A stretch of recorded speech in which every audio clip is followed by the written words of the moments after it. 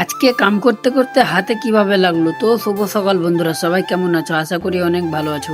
ঘুম থেকে উঠে মুখ হাত ধুয়ে যাচ্ছি থালি নিয়ে খাবার খেতে। আর আজকে খাবারে মাছ ছিল, তাই খাবার খেয়ে চলে আসলাম সামান লোড করতে। আর সামান লোড করতে এসে একটু ঘোরাঘুরি করে যাচ্ছি কামের সাইড। বাহ, আজকের ওয়েদারটা কত সুন্দর। সাইডে এসে জানতে পারি কামের ডিসিশন চেঞ্জ, তাই রশ্মি কাটার পানার নামিয়ে রেখে দিলাম আর ট্রাক্টরকে পাঠিয়ে দিলাম রুম সামান আনতে। আজকে আমাদের কাম জমির মধ্যে ছিল, তাই 11 মিটার পোল দেবে। সবাই মিলে ফাটাফাট 6টা পোল ঘাড়ো করে চলে আসলাম তার ছাড়তে।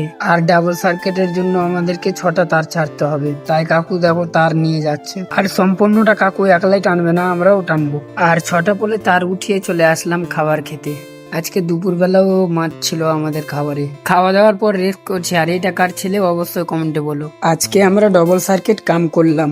একদিককার সেক উঠিয়ে আরেক দিককার সেক উঠাচ্ছি। আর ট্রাক্টরে বানছি কারণ লোডটা ধরা থাকে। আর